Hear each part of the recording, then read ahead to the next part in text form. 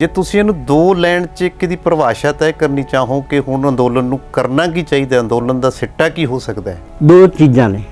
ਇੱਕ ਤਾਂ ਇਹਦੇ ਫੌਰੀ ਖਤਮ ਹੋ ਜਾਣ ਦੇ ਚਾਂਸ ਵੀ ਹੈਗੇ ਜੀ, ਵੀ ਹੋ ਸਕਦਾ ਵੀ ਹਫਤੇ 10 ਦਿਨਾਂ 'ਚ ਇਹਦੇ ਰਿਜ਼ਲਟ ਆ ਜਾਣ, ਜਿਸ ਤਰ੍ਹਾਂ ਦੀ ਕਵਾਇਦ ਹੁਣ ਸ਼ੁਰੂ ਹੋਈ ਦੁਬਾਰੇ ਨਵੇਂ ਸਿਰੇ। ਤੇ ਜੇ ਇਸ ਕਵਾਇਦ 'ਚੋਂ ਕੁਛ ਨਹੀਂ ਨਿਕਲਦਾ ਤੇ ਫਿਰ ਲੰਮਾ ਜਾਣ ਦੇ ਅਸਾਰ ਹੈ।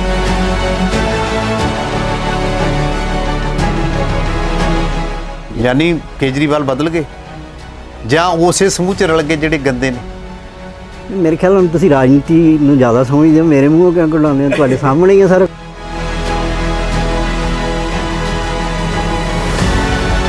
ਕੱਢ ਕੇ ਜਿਹੜੇ ਸਕਾਲਰ ਬੰਦੇ ਤੁਸੀਂ ਇਕੱਠੇ ਕੀਤੇ ਨੇ, ਯੂਨੀਵਰਸਿਟੀਆਂ ਦੇ ਚਾਂਸਲਰ ਨੇ, ਹੋਰ ਵੱਡੇ ਵੱਡੇ ਸਿੱਖਿਆ ਸੰਸਥਾਵਾਂ ਦੇ ਉਹ ਨੇ, ਉਹ ਕੀ ਲੋਕਾਂ 'ਚ ਜਾ ਕਰ ਲੈਣਗੇ ਇੰਨੀ ਮਿਹਨਤ? ਕਿਉਂਕਿ ਉਹ ਪਹਿਲਾਂ ਹੀ ਕੁਰਸੀਆਂ ਤੇ ਬੈਠਣ ਵਾਲੇ ਬੰਦੇ ਨੇ। ਨਹੀਂ, ਸਾਨੂੰ ਪਤਾ ਨਹੀਂ, ਸਵਾਜ ਰਲ ਜਾਂਦਾ ਸਰ। ਅਸੀਂ ਕੰਮ ਵੰਡ ਕਰਨੀ ਵੀ ਤਾਂ ਜਾਣਦੇ ਹਾਂ। ਅੱਛਾ ਜੀ, ਜੇ ਅਸੀਂ ਉਹ ਲਿਆਏ ਹਾਂ ਤਾਂ ਸਾਨੂੰ ਪਤਾ ਉਹਨਾਂ ਤੋਂ ਅਸੀਂ ਕੀ ਕਰਾਉਣਾ।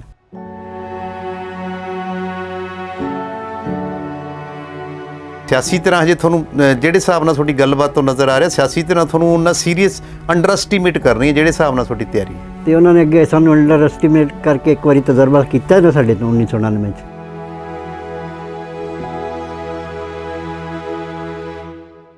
ਸਕਾਈ ਨਿਊਜ਼ ਪੰਜਾਬ ਦੇਖ ਰਹੇ ਦਰਸ਼ਕਾਂ ਨੂੰ ਸਤਿ ਸ੍ਰੀ ਅਕਾਲ। ਮੈਂ ਹਾਂ ਤੁਹਾਡੇ ਨਾਲ RS ਲਿਬਰੇਟ। ਅੱਜ ਤੋਂ 2-3 ਸਾਲ ਪਹਿਲਾਂ ਕੁਝ ਨੌਜਵਾਨਾਂ ਨੇ ਸੁਣ ਕੇ ਇੱਕ ਸੁਪਨਾ ਬੁਣਿਆ, ਉਸ ਸੁਪਨੇ 'ਤੇ ਕੰਮ ਕੀਤਾ, ਲੋਕਾਂ 'ਚ ਗਏ। ਉਹਨਾਂ ਨੌਜਵਾਨਾਂ ਦੀ ਗਤੀਵਿਧੀਆਂ 'ਤੇ ਉਦੋਂ ਕਿਸੇ ਨੇ ਧਿਆਨ ਨਹੀਂ ਦਿੱਤਾ। ਕੁਝ ਸਮਾਂ ਗਿਆ, ਉਹ ਆਪਦੀ ਲਗਨ ਦੇ ਵਿੱਚ ਲੱਗੇ ਰਹੇ। ਫਿਰ ਕਿਸਾਨ ਅੰਦੋਲਨ ਆਇਆ। ਕਿਸਾਨ ਅੰਦੋਲਨ ਨੇ ਇੱਕ ਸਾਰੇ ਨੌਜਵਾਨ ਵਰਗ ਨੂੰ ਇਕੱਠਾ ਕੀਤਾ। ਨੌਜਵਾਨ ਵਰਗ ਨੂੰ ਹੀ ਹਲੂਣਾ ਨਹੀਂ ਦਿੱਤਾ, ਸਾਰੇ ਭਾਈਚਾਰੇ ਨੂੰ ਇਕੱਠਾ ਕੀਤਾ। ਕਿਸੇ ਨੂੰ ਨਹੀਂ ਪਤਾ ਸੀ ਕਿ ਇਹ ਅੰਦੋਲਨ ਇੱਕ ਭਾਈਚਾਰੇ ਦੀ ਮਿਸਾਲ ਬਣ ਜਾਏਗਾ, ਆਪਣੀ ਪੰਜਾਬ ਦੀ ਜਵਾਨੀ ਨੂੰ ਹੁਲੂਣ ਦਾ ਇੱਕ ਖੁਲਾਰਾ ਬਣ ਜਾਏਗਾ। ਇਹ ਤਾਂ ਬਾਅਦ 'ਚ ਪਤਾ ਚੱਲਿਆ। ਪੂਰੀ ਦੁਨੀਆ ਜਦੋਂ ਪੰਜਾਬ ਤੇ ਪੰਜਾਬੀਆਂ ਦੀ ਗੱਲ ਕਰਨ ਲੱਗ ਗਈ ਤੇ ਸਿਆਸੀ ਧਿਰਾਂ ਨੂੰ ਸੋਚਣ 'ਤੇ ਮਜਬੂਰ ਕਰਤਾ ਕਿ ਪੰਜਾਬ ਤੇ ਪੰਜਾਬੀਆਂ ਤੇ ਦੇਸ਼ ਦੇ ਵੱਡੇ ਵਰਗ ਕਿਸਾਨ ਨਾਲ ਕਿਸੇ ਵੀ ਹੱਕ ਨੂੰ ਲੈ ਕੇ ਧੱਕੇਸ਼ਾਹੀ ਨਹੀਂ ਕੀਤੀ ਜਾ ਸਕਦੀ। ਅਜਿਹੀਆਂ ਗੱਲਾਂ ਤੋਂ ਪ੍ਰਭਾਵਿਤ ਹੋ ਕੇ ਸਰਦਾਰ ਹਰਦੀਪ ਸਿੰਘ ਡਿਬਡੇਵਾ ਜੀ, ਜੋ ਹਰ ਬਦਲਾਅ ਨੂੰ ਇੱਕ ਬਦਲ ਦੇ ਰੂਪ 'ਤੇ ਦੇਖਦੇ ਨੇ, ਉਮਰ ਦੇ ਬਹੁਤ ਅੱਛੇ ਪੜਾਅ ਨੂੰ ਨਿਕਲ ਕੇ ਹੁਣ ਇੱਕ ਬਹੁਤ ਹੀ ਗਹਿਰੀ, ਯਾਨੀ ਜਿਹਨੂੰ ਬਜ਼ੁਰਗੀ ਦੇ ਪੜਾਅ ਦੇ ਵਿੱਚ ਬੈਠੇ ਨੇ, ਪਰ ਉਹਨੂੰ ਅਸੀਂ ਫਿਰ ਵੀ ਯੰਗ ਯਾਨੀ ਨੌਜਵਾਨ ਬਾਪੂ ਦੇ ਨਾਂ 'ਤੇ ਮੈਂ ਉਹਨਾਂ ਨੂੰ ਇੱਕ ਸੰਗਿਆ ਦੇਣਾ ਚਾਹਾਂਗਾ। ਉਹ ਸਾਡੇ ਅੱਜ ਨਾਲ ਨੇ। ਉਹਨਾਂ ਨੇ ਇਹਨਾਂ ਨੌਜਵਾਨਾਂ ਦੀ ਇੱਕ ਕ੍ਰਾਂਤੀ ਦੀ, ਇੱਕ ਬਦਲਾਅ ਦੀ ਸੋਚ ਨੂੰ ਸਮਝ ਕੇ ਉਹਨਾਂ ਨੂੰ ਹੱਲਾਸ਼ੇਰੀ ਦੇਣ ਲਈ ਨਾਲ ਆ ਨਿੱਤਰੇ ਨੇ। ਪਹਿਲਾਂ ਉਹ ਕਿਸਾਨ ਅੰਦੋਲਨ ਨਾਲ ਰਹੇ, ਉੱਥੇ ਉਹਨਾਂ ਦੇ ਯਾਨੀ ਕਿ ਪੋਤਰੇ ਨੂੰ ਜਾਨ ਗਵਾਉਣੀ ਪਈ ਸੀ ਅੰਦੋਲਨ ਦੇ ਵਿੱਚ। ਉਹਨਾਂ ਨੇ ਕਿਹਾ ਵੀ ਇਹੋ ਜਿਹੇ ਅੰਦੋਲਨਾਂ ਵਾਸਤੇ ਤਾਂ ਉਹ ਆਪਣੇ ਪੋਤਿਆਂ ਨੂੰ ਹਮੇਸ਼ਾ ਵਾਰਨੇ ਚਾਹੁੰਣਗੇ, ਜਿਵੇਂ ਕਿ ਹਰੇਕ ਪੰਜਾਬੀ ਦੀ ਪੰਜਾਬੀਆਂ ਨੂੰ ਗੁਰੂਆਂ ਦੀ ਬਖਸ਼ਿਸ਼ ਹੈ ਕਿ ਉਹ ਲੋਕਾਂ ਲਈ ਆਪਣੇ ਆਪ ਨੂੰ ਵਾਰਨਾ ਤੇ ਆਪਣੇ ਪਰਿਵਾਰ ਨੂੰ ਵਾਰਨਾ ਇੱਕ ਉਹਨਾਂ ਦੀ ਪੁਰਾਣੀ ਫਿਤਰਤ ਵੀ ਹੈ ਤੇ ਇੱਕ ਸੁਭਾਅ ਦੇ ਵਿੱਚ ਵੀ ਹੈ ਤੇ ਗੁਰੂਆਂ ਦੀ ਬਖਸ਼ਿਸ਼ ਵੀ ਹੈ।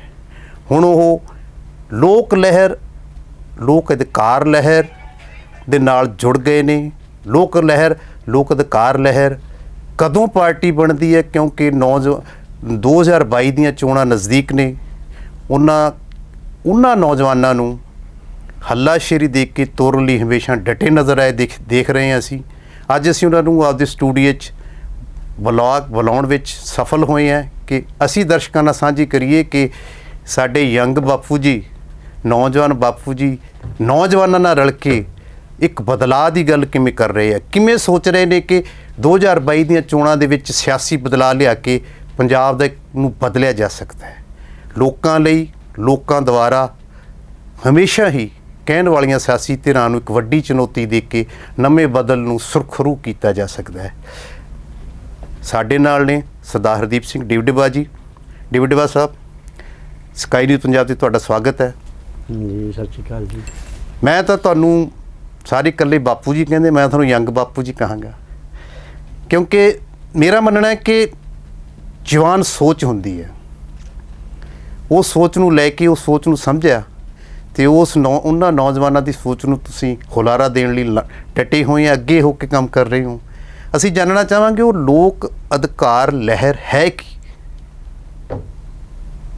ਐਕਚੁਅਲੀ ਇਹ ਇੱਕ NGO ਸੀ ਪਹਿਲਾਂ ਜੀ, ਜਿਹੜਾ ਲੋਕ ਅਧਿਕਾਰ ਲਹਿਰ ਦੇ ਨਾਂ 'ਤੇ ਇਹਨਾਂ ਨੇ ਨੌਜਵਾਨਾਂ ਨੇ ਸ਼ੁਰੂ ਕੀਤਾ ਸੀਗਾ। ਔਰ ਕੁਛ ਮੂਵਮੈਂਟਾਂ ਇਹਨਾਂ ਨੇ ਵੱਖ-ਵੱਖ ਚਲਾਈਆਂ, ਜਿਵੇਂ ਨਸ਼ੇ ਦੇ ਖਿਲਾਫ ਵੀ ਮੂਵਮੈਂਟ ਚਲਾਈ ਤੇ ਹੈਂਡੀਕੈਪਸ ਨਾਲ ਵੀ ਇਹਨਾਂ ਨੇ ਮੂਵਮੈਂਟ, ਉਹਨਾਂ ਨੂੰ ਵੀ ਸਾਂਭਣ ਦੀ ਕੋਸ਼ਿਸ਼ ਕੀਤੀ। ਬਲਵਿੰਦਰ ਸਿੰਘ ਹੋਣਾ ਨੇ ਪਹਿਲਾਂ ਇਹ ਅੱਡ-ਅੱਡ ਫੀਲਡਾਂ 'ਚ ਕੰਮ ਕਰਦੇ ਸੀ, ਫਿਰ ਇਹ ਦੋਨੋਂ ਇਕੱਠੇ ਹੋਏ। ਔਰ ਮੈਂ ਪਿਛਲੇ 1.5 ਸਾਲ ਤੋਂ ਜਿਹੜਾ ਦੇਖ ਰਿਹਾ ਸੀ, ਮੈਂ ਰੁਪਿੰਦਰ ਨੂੰ ਦੇਖ ਰਿਹਾ ਸੀ। ਰੁਪਿੰਦਰਜੀਤ ਜੋ ਹਮੇਸ਼ਾ ਸੋਸ਼ਲ ਮੀਡੀਆ ਤੇ, ਹਾਂ, ਮੈਨੂੰ ਮਤਲਬ ਜੇ ਕੋਈ ਮੇਰੇ ਅੰਦਰ ਕੋਈ ਚੀਜ਼ ਜਿਹੜਾ ਕੋਈ ਫੁਰਨਾ ਜਿਹੜਾ ਸੀ ਉਹ ਜਨਮ ਲੈਂਦਾ ਸੀ, ਰੁਪਿੰਦਰ ਨੂੰ ਦੇਖ ਕੇ ਲੈਂਦਾ ਸੀ ਵੀ ਅੱਜ ਜੇ ਕੋਈ ਸਹੀ ਮਾਇਨੇ ਦੇ ਵਿੱਚ ਲੋਕਾਂ ਨੂੰ ਸਿੱਧੇ ਤੌਰ 'ਤੇ ਮੁਖਾਤਿਬ ਹੋ ਰਿਹਾ, ਔਰ ਖ਼ਾਸ ਕਰਕੇ ਪਿੰਡਾਂ ਵਿੱਚ ਜਾ ਕੇ ਜਦੋਂ ਪਿੰਡਾਂ ਦੇ ਲੋਕਾਂ ਨਾਲ ਗੱਲ ਕਰਦਾ ਹੈ ਤੇ ਪੂਰਾ ਪਿੰਡ ਉੱਦਣ ਉਹਦੇ ਨਾਲ ਹੁੰਦਾ ਹੈ ਜੀ। ਜਿੰਨਾ ਸਮਾਂ ਉਹ ਪਿੰਡ 'ਚ ਹੁੰਦਾ ਹੈ, ਉਹਨਾਂ ਸਮਾਂ ਪਿੰਡ 'ਚ ਨਾ ਕੋਈ ਅਕਾਲੀ ਹੁੰਦਾ, ਨਾ ਕੋਈ ਕਾਂਗਰਸੀ ਹੁੰਦਾ, ਨਾ ਕੋਈ ਆਮ ਹੁੰਦਾ। ਉਦੋਂ ਉਹਨਾਂ ਚਿਰ ਉਹ ਰੁਪਿੰਦਰ ਹੀ ਰੁਪਿੰਦਰ ਹੁੰਦਾ, ਰੁਪਿੰਦਰ ਦੇ ਨਾਲ ਹੁੰਦੇ ਨੇ ਲੋਕ। ਅਤੇ ਉਹਦੀ ਜਿਹੜੀ ਕਾਰਜਸ਼ੈਲੀ ਹੈ ਜਿਹੜੀ, ਉਹ ਹਰ ਕਿਸੇ ਨੂੰ ਮੁਤਾਸਰ ਕਰਦੀ, ਪ੍ਰਭਾਵਿਤ ਕਰਦੀ। ਅਤੇ ਅੱਜ ਜਦੋਂ ਹੁਣ ਸਮਾਂ ਆਇਆ, ਫਿਰ ਇੱਕ ਬੰਨੇ ਮੂਵਮੈਂਟ ਚੱਲ ਰਹੀ ਸੀਗੀ, ਕਿਸਾਨ ਮੂਵਮੈਂਟ ਚੱਲ ਰਹੀ ਸੀ। ਪਹਿਲਾਂ ਸਾਰੇ ਅਸੀਂ ਕਿਸਾਨ ਮੂਵਮੈਂਟ ਵਿੱਚ ਰੁੱਝੇ ਹੋਏ ਸੀਗੇ, ਕਿਉਂਕਿ ਮੈਂ ਰਾਈਟਰਾਂ ਦਾ ਮੈਂ ਤਾਂ ਉਸ ਨਜ਼ਰੀਏ ਨਾਲ ਸੀ ਉਹਦੇ ਵਿੱਚ ਕਿ ਮੈਂ ਫਿਰ ਇਹਦੇ 'ਤੇ ਕੋਈ ਕਿਤਾਬ ਲਿਖਣੀ ਹੈ। ਪਰ ਉਹਦੇ ਵਿੱਚ 26 ਜਨਵਰੀ ਵਾਲੀ ਘਟਨਾ ਜਿਹੜੀ ਮੇਰੇ ਨਾਲ ਵਾਪਰੀ, ਜਿਹੜੀ ਉਸ ਤੋਂ ਬਾਅਦ ਫਿਰ ਸਾਰਾ ਕੁਛ ਬਦਲ ਗਿਆ। ਫਿਰ ਪਹਿਲਾ ਸਮਾਂ ਮੈਨੂੰ ਮੂਵਮੈਂਟ ਦੁਬਾਰਾ ਖੜੀ ਕਰਨ ਵਾਸਤੇ ਬਹੁਤ ਜ਼ਿਆਦਾ ਮੈਨੂੰ ਮਿਹਨਤ ਕਰਨੀ ਪਈ, ਕੋਸ਼ਿਸ਼ ਕਰਨੀ ਪਈ, ਕਿਉਂਕਿ 26 ਜਨਵਰੀ ਤੋਂ ਬਾਅਦ ਬਹੁਤ ਵੱਡਾ ਬਿਖਰਾਵ ਸੀਗਾ ਮੂਵਮੈਂਟ ਦੇ ਵਿੱਚ। ਲੀਡਰਸ਼ਿਪ ਜਿਹੜੀ ਸੀਗੀ ਆਪਣੀਆਂ ਜ਼ਿੰਮੇਵਾਰੀਆਂ ਤੋਂ ਭੱਜਦੀ ਸੀਗੀ, ਇੱਕ ਦੂਜੇ 'ਤੇ ਬਲੇਮ ਕਰਦੀ ਸੀ, ਔਰ ਖ਼ਾਸ ਕਰਕੇ ਨੌਜਵਾਨਾਂ ਨੂੰ ਟਾਰਗੇਟ 'ਤੇ ਲੈਂਦੇ ਸੀਗੇ। ਅਤੇ ਇਹ ਸਾਰੀਆਂ ਚੀਜ਼ਾਂ ਗਲਤ ਸੀਗੀਆਂ, ਜਿਹੜੀਆਂ ਨਹੀਂ ਹੋਣੀਆਂ ਚਾਹੀਦੀਆਂ ਸੀਗੀਆਂ, ਕਿਉਂਕਿ ਗਲਤੀਆਂ ਤਾਂ ਕਿਸੇ ਤੋਂ ਵੀ ਹੋ ਜਾਂਦੀਆਂ। ਔਰ ਮੈਂ ਉਹਨਾਂ ਨੂੰ ਵੈਸੇ ਗਲਤੀਆਂ ਮੰਨਦਾ ਨਹੀਂ, ਜਿਹੜੀਆਂ ਇਹ ਕਹਿੰਦੇ ਨਾ ਵੀ ਇਹਨਾਂ ਨੌਜਵਾਨਾਂ ਨੇ ਗਲਤੀਆਂ ਕੀਤੀਆਂ, ਮੈਂ ਨਹੀਂ ਮੰਨਦਾ ਉਹਨਾਂ ਕੋਈ ਗਲਤੀ ਨਹੀਂ ਕੀਤੀ। ਕਿਉਂਕਿ ਤੁਸੀਂ ਆਵਾਜ਼ਾਂ ਮਾਰੀਆਂ ਨੇ, ਤੁਸੀਂ ਸਟੇਜ 'ਤੇ ਖੜ੍ਹ ਕੇ ਉਹਨਾਂ ਨੂੰ ਸਾਰੇ ਪ੍ਰੋਗਰਾਮ ਦਿੱਤੇ ਨੇ, ਤੁਹਾਨੂੰ ਤੇ ਉਹਨਾਂ ਦਾ ਸ਼ੁਕਰਗੁਜ਼ਾਰ ਹੋਣਾ ਚਾਹੀਦਾ ਸੀ ਨੌਜਵਾਨਾਂ ਦਾ। ਮੈਂ ਵੀ ਤੁਹਾਡੇ ਇੱਕ ਆਵਾਜ਼ 'ਤੇ ਸਾਰੇ ਇਕੱਠੇ ਹੋ ਗਏ ਵੀ ਤੁਸੀਂ ਤਾਂ ਆਵਾਜ਼ ਦਿੱਤੀ, ਉਹਨੂੰ ਇੰਪਲੀਮੈਂਟ ਕਰਨ ਵਾਸਤੇ ਜਿੰਨੇ ਜੋਖਮ ਨੌਜਵਾਨ ਨੇ ਉਠਾਏ ਆ। ਜੇ ਨੌਜਵਾਨ ਜੋਖਮ ਨਾ ਉਠਾਉਂਦਾ, ਤੁਸੀਂ ਤਾਂ ਇੱਥੇ ਹਰਿਆਣੇ ਦੇ ਬਾਰਡਰ 'ਤੇ ਬੈਠੇ ਸੀ। ਬਿਲਕੁਲ ਠੀਕ, ਤੁਸੀਂ ਜਾ ਹੀ ਨਹੀਂ ਸੀ ਸਕਦੇ। ਹਾਂਜੀ। ਤੇ ਜਿਨ੍ਹਾਂ ਨੇ ਤੁਹਾਨੂੰ ਹਰਿਆਣੇ ਦੇ ਬਾਰਡਰਾਂ ਤੋਂ ਚੁੱਕ ਕੇ ਦਿੱਲੀ ਦੀਆਂ ਬਰੂਹਾਂ 'ਤੇ ਲੈ ਗਏ, ਔਰ ਤੁਹਾਨੂੰ ਇਸ ਥਾਂ 'ਤੇ ਖੜਾ ਕਰਤਾ ਵੀ ਸਰਕਾਰਾਂ ਤੁਹਾਡੇ ਦਰਵਾਜ਼ੇ 'ਤੇ ਆਉਣ ਲਈ ਮਜਬੂਰ ਹੋ ਗਈ ਜੀ। ਔਰ ਉਹਨਾਂ ਨੌਜਵਾਨਾਂ ਨੂੰ ਤੁਸੀਂ ਫਿਰ ਇਸ ਤਰ੍ਹਾਂ ਟਾਰਗੇਟ 'ਤੇ ਲਿਆ। ਔਰ ਮੈਂ ਨਹੀਂ ਸਮਝਦਾ ਕਿ ਇਹ ਬਹੁਤ ਸਿਆਣਪ ਸੀਗੀ ਸਾਡੀ ਲੀਡਰਸ਼ਿਪ ਦੀ। ਇਹ ਬਹੁਤ ਵੱਡਾ ਫੇਲੀਅਰ ਹੈ ਸਾਡੀ ਲੀਡਰਸ਼ਿਪ। ਜੇ ਅੱਜ ਅਸੀਂ ਕੁਛ ਨਹੀਂ ਅਚੀਵ ਕਰ ਪਏ, 7 ਮਹੀਨੇ ਹੋ ਗਏ ਅੰਦੋਲਨ ਚੱਲਦੇ ਨੂੰ, ਅਤੇ ਉਹਦੀ ਵਜ੍ਹਾ ਹੈ ਕਿ ਸਾਡੀ ਲੀਡਰਸ਼ਿਪ ਕੋਲ ਉਹ ਵਿਜ਼ਨ ਨਹੀਂ ਸੀ ਹੈਗਾ। ਕਹਿੰਦੇ ਆ ਸਾਡੇ ਕੋਲ 40 ਸਾਲ ਦਾ ਤਜਰਬਾ, ਪਰ 40 ਸਾਲ ਦੇ ਤਜਰਬੇ ਬੰਦਾ ਬਹੁਤ ਕੁਝ ਸਿੱਖ ਜਾਂਦਾ। ਪਰ ਜਿਹੜੇ ਇਹਨਾਂ ਨੇ ਰਿਜ਼ਲਟ ਦਿੱਤੇ 40 ਸਾਲ ਦੇ ਤਜਰਬੇ ਦੇ, ਅਤੇ ਉਹਦੇ ਵਿੱਚੋਂ ਤਾਂ ਨਿਕਲਦਾ ਨਹੀਂ ਕੁਛ। ਵੀ ਅੱਜ ਜੇ ਅਸੀਂ 7 ਮਹੀਨਿਆਂ ਤੋਂ ਹੀ ਉੱਥੇ ਬੈਠੇ ਹਾਂ, ਅਸੀਂ ਕਹਿਣ ਨੂੰ ਕਹੀ ਜਾਂਦੇ ਹਾਂ, ਕਿਉਂਕਿ ਮੋਰਚਾ ਜਿਸ ਮੁਕਾਮ 'ਤੇ ਆ, ਉਸ ਮੁਕਾਮ 'ਤੇ ਅਸੀਂ ਭਾਵੇਂ ਝੂਠ ਮੂਠ ਹੀ ਕਹੀਏ, ਸਾਨੂੰ ਇਹ ਅਸੀਂ ਸੋਚਦੇ ਹਾਂ ਵੀ ਲੀਡਰਸ਼ਿਪ ਨਾਲ ਅਸੀਂ ਉਹਨੂੰ ਬਚਾ ਕੇ ਰੱਖਣਾ ਹੈ, ਉਹਦੇ ਹੌਸਲੇ ਬਣਾ ਕੇ ਰੱਖਣੇ ਆ। ਅਸੀਂ ਇਹ ਸੁਨੇਹਾ ਨਹੀਂ ਦੇਣਾ ਚਾਹੁੰਦੇ ਵੀ ਲੋਕਾਂ ਦਾ ਭਰੋਸਾ ਨਹੀਂ ਹੈਗਾ ਲੀਡਰਸ਼ਿਪ 'ਤੇ। ਪਰ ਹਕੀਕਤ ਆ, ਉਹ ਅਸੀਂ ਮੂੰਹੋਂ ਨਾ ਕਹੀਏ। ਅਤੇ ਜਿਨ੍ਹਾਂ ਨਾਲ ਸਾਡੀ ਲੜਾਈ ਆ, ਉਹਨਾਂ ਦੀਆਂ ਏਜੰਸੀਆਂ 'ਤੇ ਇੱਕ ਬੰਦੇ ਨਾਲ 3 ਬੰਦੇ ਖੜ੍ਹੇ ਉੱਥੇ ਸਾਡੇ ਅੰਦੋਲਨ ਦੇ ਵਿੱਚ, ਅਤੇ ਅਸੀਂ ਫਿਰ ਕਿਹਦੇ ਤੋਂ ਸੱਚਾਈ ਲੁਕਾਉਣੀ ਹੈ? ਹਾਂਜੀ। ਸੋ ਇਹ ਸਾਰੀਆਂ ਚੀਜ਼ਾਂ ਹੈਗੀਆਂ ਸੀਗੀਆਂ ਅੰਦੋਲਨ ਦੀਆਂ। ਮੈਂ ਅੰਦੋਲਨ ਦੇ ਨਾਲ ਜਿੰਨਾ ਕਿ ਮੇਰਾ ਬਣਦਾ ਸੀਗਾ ਰੋਲ, ਵੀ ਨਵਰੀਤ ਦੀ ਸ਼ਹਾਦਤ ਤੋਂ ਬਾਅਦ ਮੇਰਾ ਇੱਕ ਰੋਲ ਬਣਿਆ ਕਿ ਮੈਂ ਇਸ ਨੂੰ ਸੰਭਾਲਾਂ, ਅਤੇ ਮੈਂ ਕੋਸ਼ਿਸ਼ ਕਰਕੇ ਲੀਡਰਸ਼ਿਪ ਨੂੰ ਆਪਸ ਵਿੱਚ ਇੱਕ ਮੰਚ 'ਤੇ ਲਿਆਂਦਾ। ਪਹਿਲਾਂ ਤਾਂ ਜਿਹੜੇ ਇੱਕ ਦੂਜੇ ਦੇ ਸਾਹਮਣੇ ਨਹੀਂ ਸੀ ਆਉਂਦੇ ਸੀ, ਅਤੇ ਗਾਲੀ ਗਲੋਚ ਕਰਦੇ ਸੀ, ਇੱਕ ਦੂਜੇ ਨਾਲ ਮੰਦਾ ਬੋਲਦੇ ਸੀ। ਫਿਰ ਨੌਜਵਾਨਾਂ ਨੂੰ ਸਾਰਿਆਂ ਨੂੰ ਇਕੱਠੇ ਕਰਕੇ ਮੈਂ ਕਿਹਾ ਵੀ ਆਓ, ਮੁੜ ਕੇ ਆਓ, ਉਹਨਾਂ ਨੂੰ ਵੀ ਆਂਦਾ। ਫਿਰ ਜਿਹੜੇ ਨਵੇਂ ਨੈਰੇਟਿਵ ਸਿਰਜੇ ਜਾਂਦੇ ਸੀਗੇ ਵੀ ਇੱਥੇ ਕੋਈ ਪੰਥਕ ਏਜੰਡਾ ਹੈ, ਕੋਈ ਕਾਮਰੇਡੀ ਏਜੰਡਾ ਹੈ, ਫਿਰ ਉਹ ਸਾਰੀਆਂ ਮੁਸ਼ਕਿਲਾਂ ਹੱਲ ਕੀਤੀਆਂ ਵੀ ਉਹਦੇ 'ਚ ਕਲੈਰਿਟੀ ਜਿਹੜੀ ਸੀ ਆਉਣੀ ਚਾਹੀਦੀ ਸੀ, ਉਹ ਵੀ ਲਿਆਂਦੀ। ਅਤੇ ਉਸ ਤੋਂ ਬਾਅਦ ਫਿਰ ਜਦੋਂ ਜਿਹੜੀ ਚੀਜ਼ ਸੀ ਕਰਨ ਵਾਲੀ, ਉਹ ਇਹ ਸੀਗੀ ਕਿ ਸਾਰੇ ਨਹੀਂ ਸੀ ਮਾੜੇ।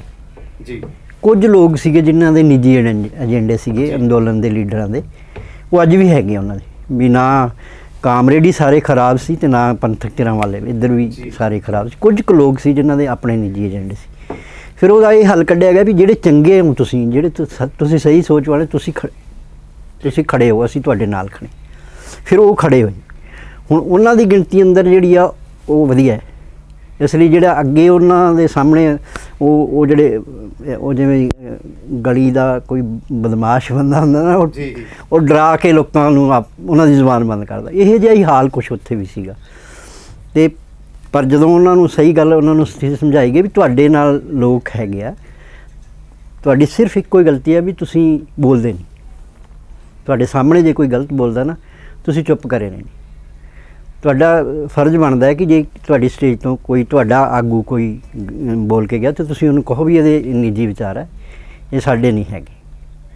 ਉਹ ਹੁਣ ਹੌਲੀ ਹੌਲੀ ਪ੍ਰੈਕਟੀਕਲ 'ਚ ਆਉਣਾ ਸ਼ੁਰੂ ਹੋ ਗਿਆ ਅਤੇ ਹੌਲੀ ਹੌਲੀ ਚੀਜ਼ਾਂ ਸੰਭਲਣੀਆਂ ਸ਼ੁਰੂ ਹੋ ਗਈਆਂ। ਚਲੋ ਅੰਦੋਲਨ ਬਾਰੇ ਤੁਸੀਂ ਜੇ ਦੱਸੋ ਤਾਂ ਅੰਦੋਲਨ ਦੀ ਗੱਲ ਸ਼ੁਰੂ ਹੀ ਹੋ ਗਈ ਹੈ, ਤਾਂ ਜੇ ਤੁਸੀਂ ਇਹਨੂੰ 2 ਲਾਈਨ 'ਚ ਇੱਕ ਦੀ ਪਰਿਭਾਸ਼ਾ ਤੈਅ ਕਰਨੀ ਚਾਹੋ ਕਿ ਹੁਣ ਅੰਦੋਲਨ ਨੂੰ ਕਰਨਾ ਕੀ ਚਾਹੀਦਾ, ਅੰਦੋਲਨ ਦਾ ਸਿੱਟਾ ਕੀ ਹੋ ਸਕਦਾ ਹੈ, ਉਹ ਦਰਸ਼ਕਾਂ ਨਾਲ ਥੋੜ੍ਹਾ ਸਾਂਝਾ ਕਰੋ। ਤੁਹਾਡਾ ਤਜਰਬਾ, ਤੁਸੀਂ ਵਿਚ ਰਹੇ ਹੋ, ਤੁਹਾਡੇ ਘਰੋਂ ਇੱਕ ਜੀਅ ਵੀ ਅੰਦੋਲਨ ਦੀ ਨਾਮ 'ਤੇ ਕੁਰਬਾਨ ਹੋਇਆ। ਦੇਖੋ ਅੰਦੋਲਨ 'ਚ ਜੇ ਅੱਜ ਹੈਗਾ ਤੇ ਜੇ ਇਮਾਨਦਾਰੀ ਨਾਲ ਕਹੀਏ ਤਾਂ ਉਹਨਾਂ ਲੋਕਾਂ ਦੀ ਬਦੌਲਤ ਆ ਜਿਹੜੇ ਬੈਠੇ। ਜੀ ਵੀ ਜੇ ਲੋਕ ਉੱਥੇ ਬੈਠਦੇ ਨਾ ਤੇ ਆਪਾਂ ਲੀਡਰਸ਼ਿਪ ਤੋਂ ਤਾਂ ਕੋਈ ਉਮੀਦ ਨਹੀਂ ਕਰ ਸਕਦੇ ਜੀ। ਔਰ ਜਿਹੜਾ ਤੁਸੀਂ ਸਿੱਟਾ ਕਹਿੰਦੇ ਆ, ਜੀ ਜਿਹੜਾ ਸਿੱਟਾ ਨਿਕਲਣਾ ਉਹ ਰਾਜਨੀਤਿਕ ਸੋਚ ਚੋਂ ਨਿਕਲਣਾ, ਜਿਨ੍ਹਾਂ ਨਾਲ ਲੜਾਈ ਹੈ। ਜੀ ਉਹਨਾਂ ਨੇ ਹੀ ਇਹਨਾਂ ਦੀ ਥਾਲੀ 'ਚ ਕੁਛ ਪਾਉਣਾ ਜਿਹੜਾ ਇਹਨਾਂ ਨੇ ਲੈ ਕੇ ਆਉਣਾ। ਹੁਣ ਉਹਨਾਂ ਦੇ ਸਾਹਮਣੇ ਵੀ ਇੱਕ ਬਹੁਤ ਵੱਡੀ ਚੁਣੌਤੀ ਇਹ ਖੜੀ ਆ ਵੀ ਅਸੀਂ ਇਹੋ ਜਿਹਾ ਕੋਈ ਸੋਲਿਊਸ਼ਨ ਲੱਭੀਏ ਜਿਹਦੇ ਨਾਲ ਇਹਨਾਂ ਬੰਦਿਆਂ ਦੀ ਕ੍ਰੈਡੀਬਿਲਿਟੀ ਵੀ ਬਚੇ, ਜਿਨ੍ਹਾਂ ਨੇ ਚਲੋ ਜਿਵੇਂ ਵੀ ਲੜਿਆ ਜਾਂ ਜੋ ਵੀ ਇਹਨਾਂ ਦੀ ਕੋਈ ਅੰਡਰਸਟੈਂਡਿੰਗ ਹੈਗੀ ਆ, ਉਹ ਇਹਨਾਂ ਦੀ ਕ੍ਰੈਡੀਬਿਲਿਟੀ ਵੀ ਬਚਾਉਣਾ ਚਾਹੁੰਦੇ ਆ ਔਰ ਆਪਣੀ ਕ੍ਰੈਡੀਬਿਲਿਟੀ ਵੀ ਬਚਾਉਣਾ ਚਾਹੁੰਦੇ ਆ। ਯਾਨੀ ਲੰਬਾ ਚੱਲੂ। 2 ਚੀਜ਼ਾਂ ਨੇ, ਇੱਕ ਤਾਂ ਇਹਦੇ ਫੌਰੀ ਖਤਮ ਹੋ ਜਾਣ ਦੇ ਚਾਂਸ ਵੀ ਹੈਗੇ ਜੀ, ਵੀ ਹੋ ਸਕਦਾ ਵੀ ਹਫ਼ਤੇ 10 ਦਿਨਾਂ 'ਚ ਇਹਦੇ ਰਿਜ਼ਲਟ ਆ ਜਾਣ, ਜਿਸ ਤਰ੍ਹਾਂ ਦੀ ਕਵਾਇਦ ਹੁਣ ਸ਼ੁਰੂ ਹੋਈ ਦੁਬਾਰੇ ਨਵੇਂ ਸਿਰੇ। ਅਤੇ ਜੇ ਇਸ ਕਵਾਇਦ 'ਚੋਂ ਕੁਛ ਨਹੀਂ ਨਿਕਲਦਾ ਅਤੇ ਫਿਰ ਲੰਮਾ ਜਾਣ ਦੇ ਅਸਾਰ ਹੈਗੇ। ਤੁਹਾਡੇ ਯਾਨੀ ਕਿ ਭਾਸ਼ਣਾਂ ਦੇ ਵਿੱਚ ਇੱਕ ਗੱਲ ਸਾਹਮਣੇ ਆਈ ਸੀ ਵੀ ਅੰਦੋਲਨ 'ਚੋਂ ਇੱਕ ਪਾਰਟੀ ਨਿਕਲੇ, ਲੀਡਰ ਨਿਕਲਣ, ਬਦਲਾਅ ਦੀ ਗੱਲ ਹੋ ਸਕਦੀ ਹੈ।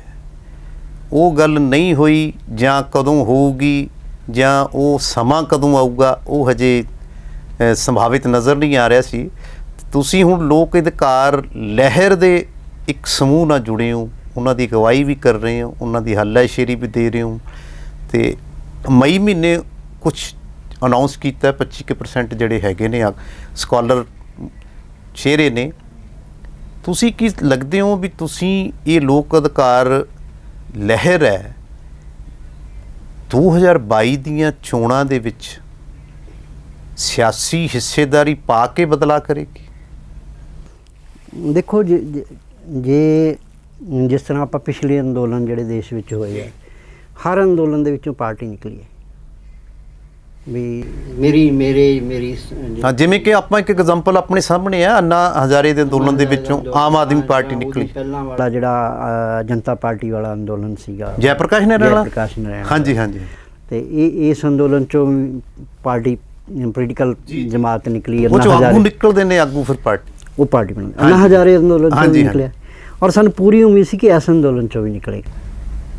ਪਰ ਹੁਣ ਇੱਥੇ ਇੱਕ ਮੈਂ ਤੁਹਾਨੂੰ ਇੱਥੇ ਰੁਕਣਾ ਚਾਹਾਂਗਾ, ਕਿਉਂਕਿ ਇਹਨਾਂ ਨੇ ਸਟੈਂਡ ਹੀ ਇਹੀ ਰੱਖਿਆ, ਆਪਣੇ 32 ਜਥੇਬੰਦੀਆਂ ਨੇ ਜਾਂ 8 ਜਥੇਬੰਦੀਆਂ, 40 ਕੁ ਨੇ ਟੋਟਲ, ਨੇ ਸਟੈਂਡ ਰੱਖਿਆ ਵੀ ਨਾ ਸਿਆਸੀ ਧਿਰਾਂ ਨੂੰ ਅਸੀਂ ਬਾੜਨਾ ਅਤੇ ਨਾ ਸਿਆਸੀ ਅਸੀਂ ਉਸ ਪਾਸੇ ਜਾਣਾ। ਅੱਜ ਵੀ ਜੇ ਅੱਜ ਦੀ ਗੱਲ ਕਰੀਏ, ਅੱਜ ਰਾਜੇਵਾਲ ਸਾਹਿਬ ਨੇ ਵੀ ਕਿਹਾ ਅਤੇ ਰੁਲਦੂ ਸਿੰਘ ਮਾਨਸਾ ਨੇ ਵੀ ਕਿਹਾ ਵੀ ਅਸੀਂ ਤਾਂ 2022 ਦੀਆਂ ਚੋਣਾਂ ਦੇ ਵਿੱਚ ਉੱਥੇ ਹੀ ਬੈਠੇ ਰਹਾਂਗੇ, ਅਸੀਂ ਇੱਥੇ ਆਉਣਾ ਹੀ ਨਹੀਂ। ਮੇ ਵੀ ਚਲੋ ਉਹਨਾਂ ਦਾ ਕੋਈ ਕਾਰਨ ਹੋ ਸਕਦਾ ਹੈ, ਉਹਨਾਂ ਨੇ ਦਿਖਾਉਣਾ ਚਾਹਿਆ ਲੋਕਾਂ ਨੂੰ ਇਸ ਕਰਕੇ ਕਿ ਲੋਕਾਂ ਦਾ ਸਿਆਸੀ ਆਗੂਆਂ ਤੋਂ ਵਿਸ਼ਵਾਸ ਉੱਠ ਗਿਆ। ਉਹਨਾਂ ਨੇ ਇਸ ਨੂੰ ਸਮਝਦੇ ਹੋਏ ਕਿ ਕੱਲ੍ਹ ਨੂੰ ਅੰਦੋਲਨ ਨੂੰ ਢਾਹ ਲੱਗੇ, ਅਸੀਂ ਇਸ ਚੀਜ਼ ਨੂੰ ਪਾਸੇ ਕਰ ਦਿੰਦੇ। ਅਤੇ ਜਿਹੜੀ ਤੁਹਾਡੀ ਮਨਸ਼ਾ ਸੀਗੀ ਉੱਥੋਂ ਤਾਂ ਫਿਰ ਮੈਨੂੰ ਲੱਗਦਾ ਵੀ ਆਗੂ ਸ਼ਾਇਦ ਹੀ ਆਉਣ। ਨਹੀਂ ਇਸ ਤਰ੍ਹਾਂ ਨਹੀਂ ਹੈਗਾ ਵੀ ਕੁਝ ਕੁ ਆਗੂ ਜਿਹੜੇ ਕਹਿੰਦੇ ਆ ਉਹ ਸ਼ਾਇਦ ਉਹਨਾਂ ਦੇ ਆ ਜਾਣਗੇ, ਉਹਨਾਂ ਨੂੰ ਕੋਈ ਪੈਕੇਜ ਹੋਵੇ ਉਹਨਾਂ ਕੋਲੇ ਕੋਈ, ਅੱਛਾ ਜੀ, ਤੇ ਆਗੂ ਤੇ ਆਉਣਗੇ ਪੋਲਿਟਿਕਸ ਤੇ ਕਰਨਗੇ। ਯਾਨੀ ਲੋਕ ਅਧਿਕਾਰ ਪਾਰਟੀ ਚ ਆ ਸਕਦੇ ਆ। ਵੀ ਜਿਹੜੇ ਕਹਿੰਦੇ ਅਸੀਂ ਨਹੀਂ ਹੋ ਸਕਦਾ ਉਹਨਾਂ ਕੋਲ ਕੋਈ ਪੈਕੇਜ ਹੋਵੇ। ਅੱਛਾ, ਫਿਰ ਤੁਸੀਂ ਯਾਨੀ ਲੋਕ ਅਧਿਕਾਰ ਲਹਿਰ ਵਾਲੇ ਉਹਨਾਂ ਲਈ ਜ਼ਮੀਨ ਤਿਆਰ ਕਰ ਰਹੇ? ਹੋਰ ਸਾਡਾ ਕੰਮ ਹੀ ਕੋਈ ਨਹੀਂ ਜੀ। ਵੀ ਜਦੋਂ ਸਾਨੂੰ ਇਹ ਪੱਕੀ ਸਮਝ ਹੈ ਕਿ ਪੰਜਾਬ ਦੇ ਲੋਕ ਬਦਲਾਅ ਚਾਹੁੰਦੇ, ਹਾਂਜੀ, ਪਿਛਲੀ ਵਾਰੀ ਨਾਰਾ ਸੀ। ਤੁਸੀਂ ਦੋ ਗੱਲਾਂ ਮੰਨਦੇ ਹੋ, ਜੇ ਪੰਜਾਬ ਦੇ ਵਿੱਚ ਬਦਲਾਅ ਕਰਨਾ ਜਾਂ ਹੁਣ ਦੇ ਮਾਹੌਲ ਦੇ ਵਿੱਚ ਬਦਲਾਅ ਕਰਨਾ, ਉਹ 'ਚ ਸਿਆਸਤ 'ਚ ਉਤਰਨਾ ਜ਼ਰੂਰੀ ਹੈ, ਤੇ ਵਧੀਆ ਬੰਦੇ ਸਿਆਸਤ 'ਚ ਉਤਰਨ ਤਾਂ ਹੀ ਸਫਾਈ ਹੋ ਸਕਦੀ ਹੈ। ਮੈਂ ਹਮੇਸ਼ਾ ਇੱਕ ਗੱਲ ਕਹਿਣਾ ਹੁੰਦਾ ਜੀ, ਅੱਜ ਦੇ ਸੰਦਰਭ ਵਿੱਚ ਜੀ, ਵੀ ਜੇ ਅਸੀਂ ਕਹਿੰਦੇ ਆ ਵੀ ਸਾਰੀ ਫਿਜ਼ਾ ਖਰਾਬ ਹੋਈ ਆ ਪੰਜਾਬ ਦੀ, ਪੰਜਾਬ ਦੀ ਤਬਾਹੀ ਹੋਈ ਹੈ, ਤੇ ਜਿਨ੍ਹਾਂ ਲੋਕਾਂ ਨੂੰ ਅਸੀਂ ਮਾੜੇ ਕਹਿ ਕੇ ਅੱਜ ਉਹਨਾਂ ਨੂੰ ਅਸੀਂ ਗਾਲਾਂ ਕੱਢਦੇ ਹਾਂ, ਜੀ, ਉਹ ਕਸੂਰਵਾਰ ਤਾਂ ਹੈਗੇ ਹੀ ਆ ਜੀ, ਪਰ ਉਸ ਤੋਂ ਜ਼ਿਆਦਾ ਕਸੂਰਵਾਰ ਉਹ ਆ ਜਿਹੜੇ ਕਹਿੰਦੇ ਅਸੀਂ ਚੰਗੇ ਆ, ਜੀ, ਅਸੀਂ ਸਾਡੀ ਸਾਫ਼ ਸੁਥਰੀ ਛਵੀ ਆ, ਅਸੀਂ ਬੜੇ ਚੰਗੇ ਆ। ਮੈਂ ਇਹਨਾਂ ਨੂੰ ਕਹਿੰਦਾ ਕਥਿਤ ਚੰਗੇ ਆ। ਕਿਵੇਂ? ਵੀ ਇਹ ਸੱਚਮੁੱਚ ਚੰਗੇ ਹੁੰਦੇ ਨਾ ਤੇ ਪੰਜਾਬ ਲਈ ਲੜਦੇ, ਜੀ, ਹਾਂ, ਬੈਠੇ ਨਾ ਕਹਿੰਦੇ ਦੂਰੋਂ ਨਾ ਕਹਿੰਦੇ। ਜੀ, ਜੀ, ਹੁਣ ਵੀ ਮੇਰਾ ਮੰਨਣਾ ਹੈ ਕਿ ਇਸ ਤਬਾਹੀ ਤੋਂ ਜੇ ਤੁਸੀਂ ਬਚਣਾ ਹੈ ਨਾ, ਤੇ ਜਿਹੜੇ ਤੁਸੀਂ ਕਹਿੰਦੇ ਆ ਨਾ ਅਸੀਂ ਚੰਗੇ ਆ, ਤੁਹਾਨੂੰ ਲੜਨਾ ਪਏਗਾ, ਕਿਉਂਕਿ ਕੋਈ ਵੀ ਜਗ੍ਹਾ ਖਾਲੀ ਨਹੀਂ ਰਹਿਣੀ। ਜੀ, ਜੀ, ਜੀ, ਜੇ ਅਸੀਂ ਜਿਹੜੀ ਜਗ੍ਹਾ ਤੇ ਤੁਸੀਂ ਖੜੇ ਹੋਣਾ ਸੀ, ਜਿਹੜੇ ਤੁਸੀਂ ਚੰਗੇ ਆ, ਜਿਹੜੇ ਤੁਸੀਂ ਸਮਝਦੇ ਹੋ ਚੀਜ਼ਾਂ ਨੂੰ, ਜੇ ਤੁਸੀਂ ਉੱਥੇ ਖੜੇ ਹੁੰਦੇ ਤੇ ਅੱਜ ਇਹ ਲੋਕ ਇਸ ਤਰ੍ਹਾਂ ਗੋਲ ਨਹੀਂ ਸੀ ਕਰ ਜਾਂਦੇ ਜਿਸ ਤਰ੍ਹਾਂ ਇਹਨਾਂ ਨੇ ਕੀਤੇ ਸਾਡੇ ਤੇ। ਤੁਸੀਂ ਅੜਦੇ, ਤੁਸੀਂ ਲੜਦੇ, ਤੇ ਅੱਧ ਪਚਾਦ ਕੁਛ ਨਾ ਕੁਛ ਤਾਂ ਬਚਦਾ ਹੀ।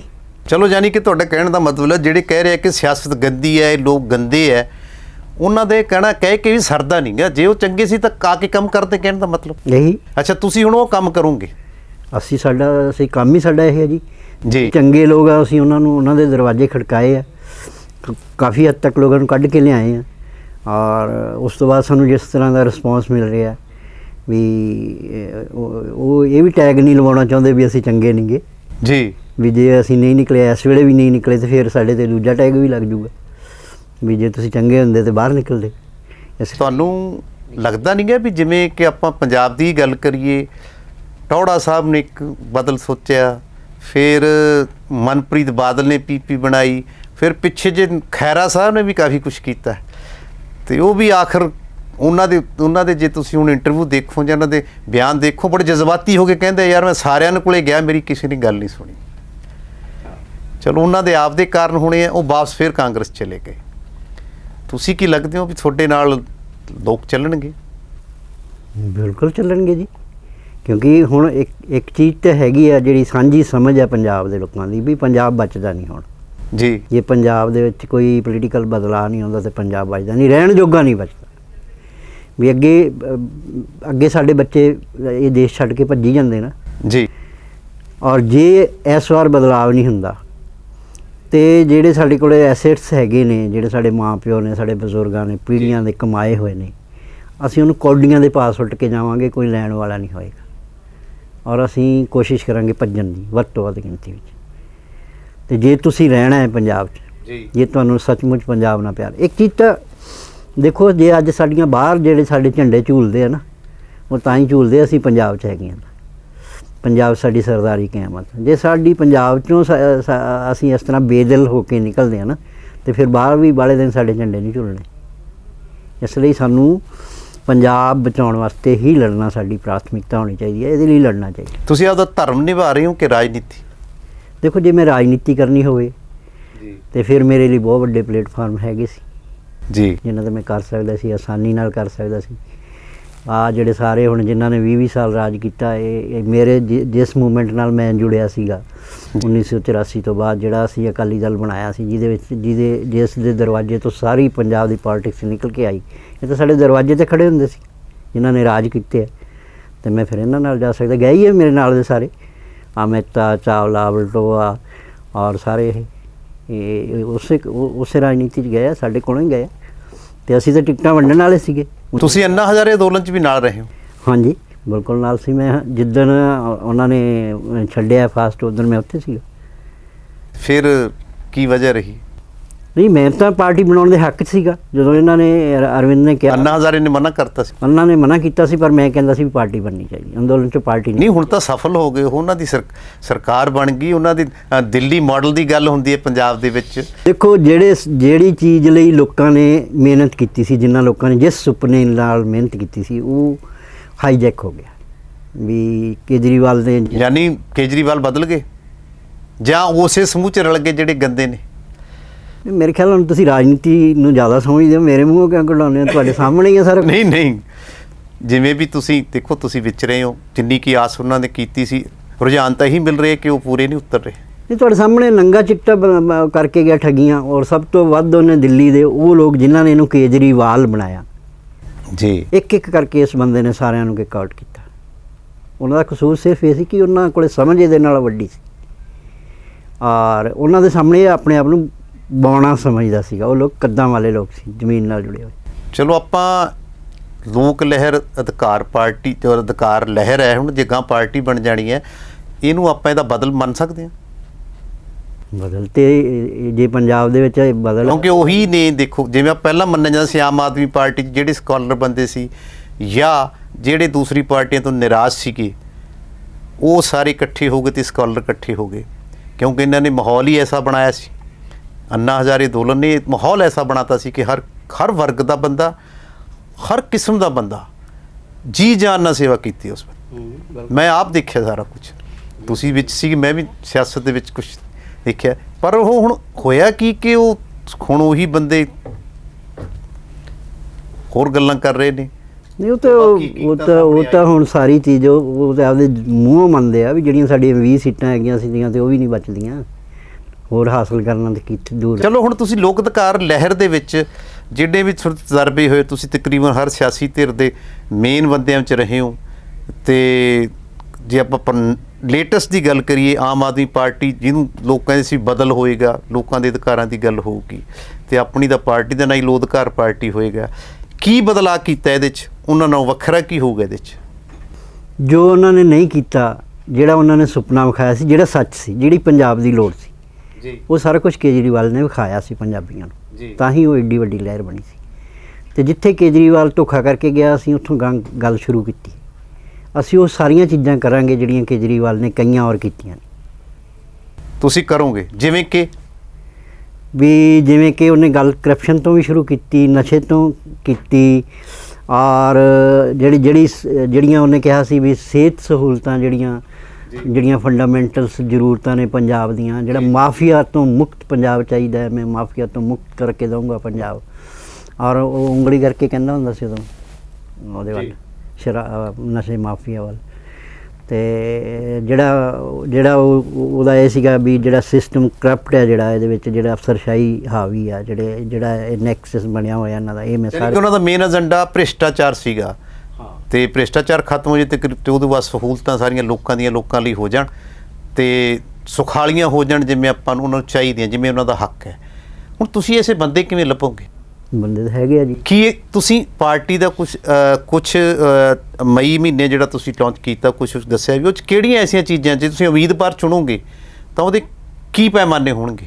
ਦੇਖੋ, ਅਸੀਂ ਉਹ ਸ਼ਰਤਾਂ ਜਿਹੜੀਆਂ ਉਮੀਦਵਾਰ ਦੀਆਂ ਉਹ ਅਸੀਂ ਲਿਖ ਕੇ ਦਿੱਤੀਆਂ ਬ੍ਰੋਸ਼ਰ ਦੇ ਵਿੱਚ, ਵੀ ਸਾਡਾ ਉਮੀਦਵਾਰ ਦੀ ਕੀ ਸ਼ਰਤਾਂ ਹੋਣਗੀਆਂ। ਵੀ ਗ੍ਰੈਜੂਏਸ਼ਨ ਹੋਏਗੀ ਉਹਦੀ ਪਹਿਲੀ ਸ਼ਰਤ, ਵੀ ਪੜ੍ਹਿਆ ਲਿਖਿਆ ਬੰਦਾ ਹੋਣਾ ਚਾਹੀਦਾ। ਦੂਜਾ, ਉਹ ਕਿਸੇ ਭ੍ਰਿਸ਼ਟ ਪਾਰਟੀ ਦਾ ਉਹ ਕਦੀ ਮੈਂਬਰ ਨਹੀਂ ਰਿਹਾ ਹੋਣਾ ਚਾਹੀਦਾ। ਮੈਂਬਰ ਤੋਂ ਮੇਰਾ ਭਾਵ ਵੀ ਉਹ ਚੋਣ ਨਹੀਂ ਲੜਿਆ ਹੋਣਾ ਚਾਹੀਦਾ। ਚੋਣ ਨਾ ਲੜਿਆ ਹੋਵੇ ਮੈਂਬਰ ਤੱਕ, ਮੈਂਬਰ ਦੀ ਕੋਈ ਦਿੱਕਤ ਨਹੀਂ, ਚੋਣ ਨਾ ਲੜਿਆ ਹੋਵੇ, ਹਿੱਸਾ ਨਾ ਰਿਹਾ ਹੋਵੇ ਭ੍ਰਿਸ਼ਟ ਪਾਰਟੀ ਦਾ ਚੋਣ ਲੜ ਕੇ। ਅਤੇ ਬਾਕੀ ਇਹ ਹੈ ਕਿ ਉਹਦੇ ਜੁੰਮੇ ਕੁਛ ਨਹੀਂ ਹੈਗਾ। ਉਹਨੇ ਇਲੈਕਸ਼ਨ ਲੜਨਾ ਹੈ ਅਤੇ ਉਹਨੇ ਵਿਧਾਨ ਸਭਾ 'ਚ ਬਹਿ ਕੇ ਜਿਹੜੀਆਂ ਕਾਨੂੰਨ ਬਣਾਉਣੇ ਨੇ, ਔਰ ਜਿਹੜੀਆਂ ਉਹਦੀਆਂ ਜ਼ਿੰਮੇਵਾਰੀਆਂ ਉਹਨੇ ਸਿਰਫ ਉਹ ਕਰਨੀਆਂ।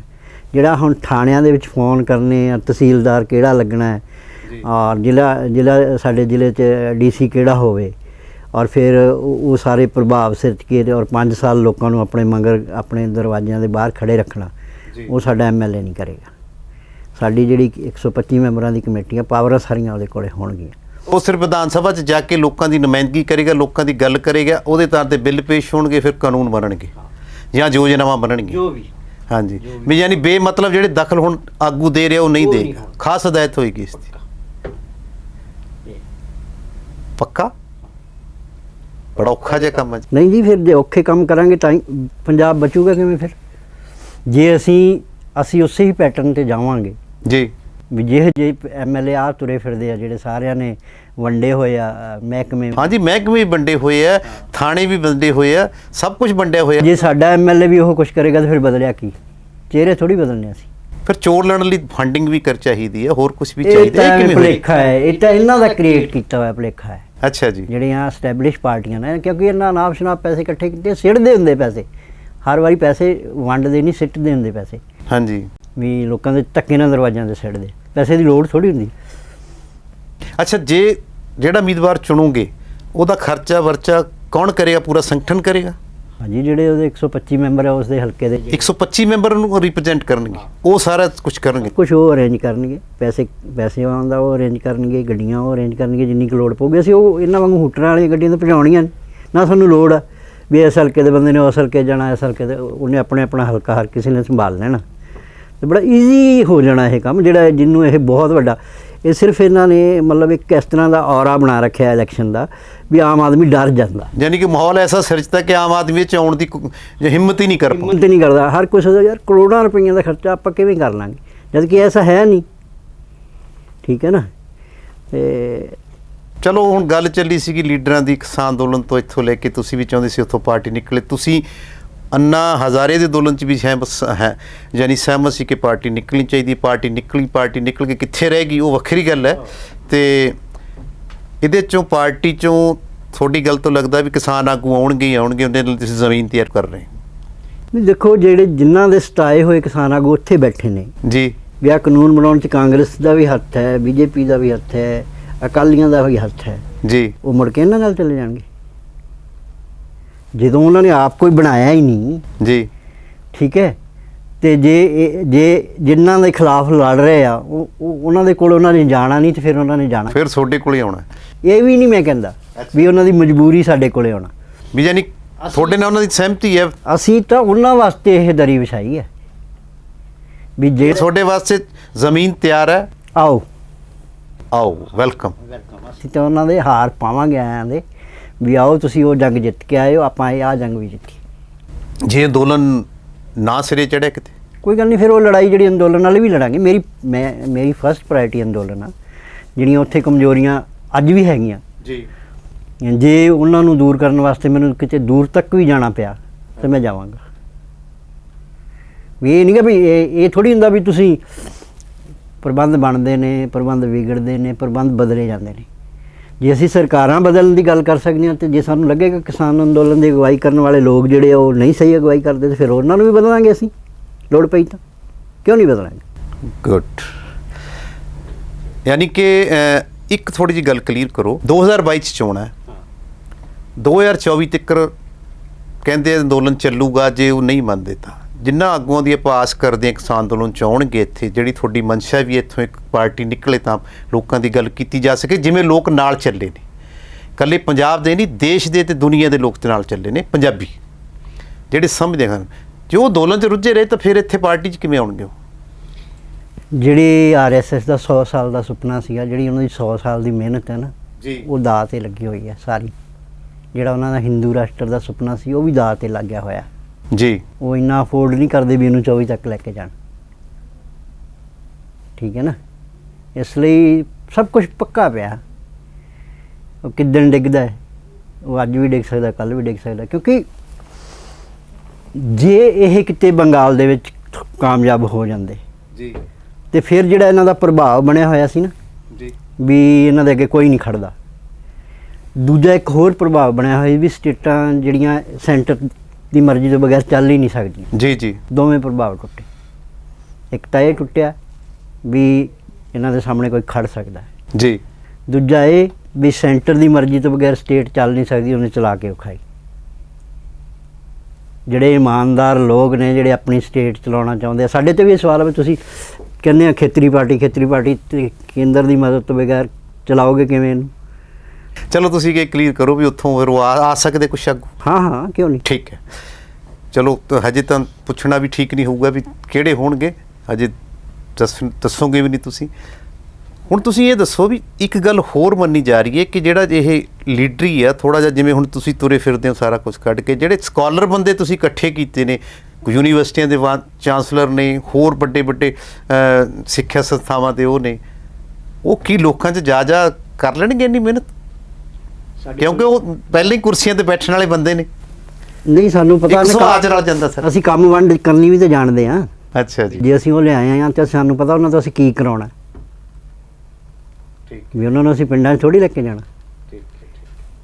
ਉਹ ਜੋ ਕੁਛ ਕਰ ਸਕਦੇ ਅਸੀਂ ਉਹਨਾਂ ਦਾ ਉਹ ਕਰਾਵਾਂਗੇ। ਯਾਨੀ ਕਿ ਜਿਹੜਾ ਜੋ ਕੰਮ ਕਰ ਸਕਦਾ ਨੂੰ ਉਹੀ ਕੰਮ ਦਿੱਤਾ ਜਾਊਗਾ। ਚਲੋ ਤੁਸੀਂ ਕੁਛ ਕੁ ਸ਼ਖਸੀਅਤਾਂ ਐਲਾਨੀਆਂ ਮਈ ਮਹੀਨੇ, ਹੁਣ ਅਕਤੂਬਰ ਮਹੀਨੇ ਤੁਸੀਂ ਕੀ ਐਲਾਨਣ ਜਾ ਰਹੇ ਹੋ? ਅਕਤੂਬਰ ਮਹੀਨੇ ਦਾ ਟਾਰਗੇਟ ਹੈ ਨਾ ਆਪਣਾ? ਹਾਂ, ਅਕਤੂਬਰ 'ਚ ਅਸੀਂ ਪੂਰੀ ਟੀਮ ਆਪਣੀ ਜਿਹੜੀ 117 ਮੈਂਬਰ ਉਹ ਡਿਕਲੇਅਰ ਕਰਾਂਗੇ। 117 ਦੇ 117 100% ਵਿਧਾਨ ਸਭਾ ਦੇ ਹਾਂ ਐਲਾਨ ਦੇਣੇ ਆ। ਤੇ ਸੀਐਮ ਸਾਡੀ ਪਾਰਟੀ ਡੈਮੋਕ੍ਰੈਟਿਕ ਜੀ ਢੰਗ ਨਾਲ ਚੱਲਣ ਵਾਲੀ ਪਾਰਟੀ ਹੈ ਜੀ। ਤੇ ਸਾਡੀ ਪਾਰਟੀ ਤੈਅ ਕਰੇਗੀ ਕਿਹੜਾ ਸੀਐਮ ਉਹ ਡਿਕਲੇਅਰ ਕਰ ਦਾਂਗੇ। ਨਹੀਂ, ਚੋਣਾਂ ਤੋਂ ਬਾਅਦ ਕਿ ਪਹਿਲਾਂ? ਨਹੀਂ, ਚੋਣ ਲੜਨ ਤੋਂ ਪਹਿਲਾਂ ਹੀ ਕਈ ਵਾਰੀ ਸੀਐਮ ਦਾ ਇੱਕ ਚਿਹਰਾ ਚੱਲਦਾ। ਜਿਸ ਤਰੀਕੇ ਦੀ ਲੋੜ ਮਹਿਸੂਸ ਹੋਊਗੀ ਪਾਰਟੀ ਨੂੰ ਵੀ ਪਹਿਲਾਂ ਕਰਨਾ ਚਾਹੀਦਾ ਤੇ ਪਹਿਲਾਂ ਕਰ ਦਾਂਗੇ, ਸਾਡੇ ਕੋਲ ਹੈਗਾ। ਜੇ ਲੋੜ ਨਹੀਂ ਹੋਏਗੀ ਵੀ ਨਹੀਂ ਕਰਨਾ ਤੇ ਫਿਰ ਚੋਣਾਂ ਤੋਂ ਬਾਅਦ ਕਰ ਲਾਂਗੇ। ਇਹ ਮੈਟਰ ਨਹੀਂ ਕਰਦਾ ਸਾਡੀ ਪਾਰਟੀ 'ਚ, ਕਿਉਂਕਿ ਸਾਡੀ ਪਾਰਟੀ ਨੇ ਬਦਲਾਅ ਦੇਣਾ ਪੰਜਾਬ ਨੂੰ। ਇਮਾਨਦਾਰ ਲੋਕਾਂ ਦਾ ਜਿਹੜਾ ਇਹ ਹੈਗਾ ਇਕੱਠ, ਜਿਹੜਾ ਵਿਜ਼ਨਰੀ ਲੋਕ ਨੇ ਜਿਹੜੇ, ਇਹਦੇ 'ਤੇ ਕੋਈ ਰੌਲਾ ਹੀ ਨਹੀਂ ਵੀ ਜਿਹੜਾ ਬੰਦਾ ਜਿਹੜਾ ਕੰਮ ਕਰਨ ਲਈ ਕਾਬਲ ਆ ਉਹਨੂੰ ਉਹ ਕੰਮ ਦਿੱਤਾ ਜਾਏਗਾ। ਜੇ ਸਾਡੇ ਕੋਲ ਅਸੀਂ ਸਾਡਾ ਸੀਐਮ ਜਿਹੜਾ ਹੈ, ਅਸੀਂ ਕੋਈ ਰਬੜ ਦਾ ਗੁੱਡਾ ਥੋੜ੍ਹੀ ਦੇਵਾਂਗੇ। ਜਿਵੇਂ ਸਾਰੇ ਪਾਰਟੀਆਂ ਕਹਿ ਰਹੀਆਂ, ਕੇਜਰੀਵਾਲ ਸਾਹਿਬ ਕਹੇ ਵੀ ਕਿ ਸਿੱਖ ਚਿਹਰਾ ਹੋਏਗਾ, ਠੀਕ ਹੈ ਜੀ। ਫਿਰ ਆਪਣਾ ਭਾਜਪਾ ਵਾਲੇ ਕਹਿੰਦੇ ਦਲਿਤ ਚਿਹਰਾ ਹੋਏਗਾ। ਫਿਰ ਅਕਾਲੀ ਦਲ ਵਾਲੇ ਤਾਂ ਹੋ ਹੀ ਗਈ ਸਿੱਖ ਚਿਹਰਾ, ਉਹਨਾਂ ਦੇ ਤਾਂ ਇੱਕ ਪਰਿਵਾਰ ਹੈਗਾ, ਉੱਥੇ ਹੀ ਆਉਣਾ। ਫਿਰ ਕਾਂਗਰਸ ਦਾ ਰੌਲਾ ਚੱਲੀ ਜਾਂਦਾ, ਠੀਕ ਹੈ ਜੀ। ਹੁਣ ਤੁਸੀਂ ਕਿਹੜਾ ਐਸਾ ਚਿਹਰਾ ਦਿਓਗੇ? ਥੋੜ੍ਹਾ ਇਸ਼ਾਰਾ ਤਾਂ ਕਰੋ। ਦੇਖੋ, ਕਾਂਗਰਸ ਦਾ ਜਿਹੜੇ ਤੁਸੀਂ ਕਹਿੰਦੇ ਚੱਲੀ ਜਾਂਦਾ, ਇਹ ਕਾਂਗਰਸ ਨੇ ਮਤਲਬ ਜਿਹੜਾ ਕਾਂਗਰਸ 'ਤੇ ਬਾਹਰੋਂ ਹਮਲੇ ਹੋਣੇ ਸੀ ਨਾ, ਹਾਂਜੀ, ਉਹਨੇ ਉਹਨਾਂ ਨੂੰ ਬਚਾਇਆ, ਆਪਣੇ ਅੰਦਰੋਂ ਹਮਲੇ ਕਰਾਏ ਜੀ। ਔਰ ਇਹ ਮਤਲਬ ਬੜੀ ਕੈਲਕੂਲੇਟਿਡ ਮੂਵ ਆ ਉਹਨਾਂ ਦੀ। ਇੱਕ ਬੰਦੇ ਨੂੰ ਬਲੀ ਚੜਾਉਣਾ ਉਹਨਾਂ, ਸਿਰਫ ਕਾਂਗਰਸ ਸਾਰੀ ਬਚਾ ਲੈਣੀ। ਦੋਨਾਂ ਚੋਂ ਇੱਕ ਚੜੇਗਾ ਬਲੀ, ਕਾਂਗਰਸ ਬਚ ਜਾਏਗੀ। ਹਾਂਜੀ, ਠੀਕ ਹੈ। ਇਹ ਕਾਂਗਰਸ ਤੇ ਵੈਸੇ ਆਹ ਸਰਕਾਰ ਨੂੰ ਕਾਂਗਰਸ ਦੀ ਸਰਕਾਰ ਹੀ ਨਹੀਂ ਆਪਾਂ ਕਹਿ ਸਕਦੇ, ਕਿਉਂਕਿ ਸਰਕਾਰ ਆਈ ਹੈ ਵੀ ਅਬ ਇਸ ਵਾਰ ਪੰਜਾਬ ਚਾਹੁੰਦਾ ਹੈ ਕੈਪਟਨ ਦੀ ਸਰਕਾਰ, ਠੀਕ ਹੈ। ਤੇ ਹੁਣ ਪੰਜਾਬ ਚਾਹੁੰਦਾ ਹੈ ਬਦਲਾਵ, ਉਹ ਬਦਲਾਵ ਤੁਸੀਂ ਦਿਓ, ਉਹ ਅਸੀਂ ਦੇਵਾਂਗੇ। ਅੱਛਾ, ਇੱਕ ਗੱਲ ਹੋਰ ਚੱਲਦੀ ਹੁੰਦੀ ਹੈ ਤੁਹਾਡੇ ਤੇ, ਜਿਵੇਂ ਕਿ ਆਮ ਆਪਣੇ ਹੈਗਾ ਵੀ 33% ਦੀ ਰਿਜ਼ਰਵ ਕੈਟਾਗਰੀ ਹੋਵੇ, ਮਹਿਲਾਵਾਂ ਵਾਲੀ ਕਿੰਨੀਆਂ ਸੀਟਾਂ ਹੋਣ, ਤੁਹਾਡਾ ਕੋਈ ਐਸੇ ਹੈ? ਦੇਖੋ, ਹਰ ਕੋਈ ਜਿਹੜਾ ਮਤਲਬ ਹੈਗਾ ਪਛੜਿਆ ਹੋਇਆ ਹੈਗਾ ਜੀ, ਲਾਈਨ 'ਚ ਪਿੱਛੇ ਖੜਾ, ਉਹਨੂੰ ਅੱਗੇ ਲਿਆਉਣ ਵਾਸਤੇ ਉਹਨੂੰ ਸਪੋਰਟ ਤਾਂ ਕਰਨੀ ਬਣਦੀ ਹੈ। ਕੁਛ ਨਾ ਕੁਛ ਰਾਖਵੀਆਂ ਚੀਜ਼ਾਂ ਰੱਖੋ। ਬਿਲਕੁਲ। ਤੁਸੀਂ ਬੜਾ ਅਹਿਮ ਵੱਡਾ ਸਵਾਲ ਖੜਾ ਕਰ ਦਿੱਤਾ। ਮੇਰੇ ਹਿਸਾਬ ਨਾਲ ਤਾਂ ਇਹ ਹੈ ਵੀ ਸਿਆਸੀ ਤਰ੍ਹਾਂ ਹਜੇ ਤੁਹਾਨੂੰ, ਜਿਹੜੇ ਹਿਸਾਬ ਨਾਲ ਤੁਹਾਡੀ ਗੱਲਬਾਤ ਤੋਂ ਨਜ਼ਰ ਆ ਰਿਹਾ, ਸਿਆਸੀ ਤਰ੍ਹਾਂ ਤੁਹਾਨੂੰ ਉਹਨਾਂ ਸੀਰੀਅਸ ਅੰਡਰ ਐਸਟੀਮੇਟ ਕਰਨੀ ਹੈ ਜਿਹੜੇ ਹਿਸਾਬ ਨਾਲ ਤੁਹਾਡੀ ਤਿਆਰੀ ਹੈ। ਅਤੇ ਉਹਨਾਂ ਨੇ ਅੱਗੇ ਸਾਨੂੰ ਅੰਡਰ ਐਸਟੀਮੇਟ ਕਰਕੇ ਇੱਕ ਵਾਰੀ ਤਜਰਬਾ ਕੀਤਾ ਨਾ ਸਾਡੇ ਤੋਂ 1999 'ਚ ਜੀ। 13 ਸੀਟਾਂ ਸੀ, ਸਾਨੂੰ ਇੱਕ ਦਿੰਦੇ ਸੀਗੇ ਅਕਾਲੀ ਦਲ ਵਾਲੇ, ਫਿਰ ਕਹਿੰਦੇ 2 ਲੈ ਲਓ। ਹਾਂਜੀ, ਠੀਕ ਹੈ। ਅਤੇ ਜਿਹੜੇ ਸਾਨੂੰ ਕਹਿੰਦੇ ਸੀ 2 ਲੈ ਲਓ, ਉਹਨਾਂ ਸਾਰਿਆਂ ਦੀਆਂ ਜ਼ਮਾਨਤਾਂ ਜ਼ਬਤ ਹੋਈਆਂ, ਅਸੀਂ 13 ਦੀਆਂ 13 ਜਿੱਤੀਆਂ। ਅਤੇ ਹੁਣ ਵੀ ਜਿਹੜੇ ਅੰਡਰ ਐਸਟੀਮੇਟ ਕਰਦੇ ਆ ਨਾ, ਉਹਨਾਂ ਨਾਲ ਉਹੀ ਕਰਾਂਗੇ ਜੋ 1999 'ਚ ਕੀਤੀ ਸੀ।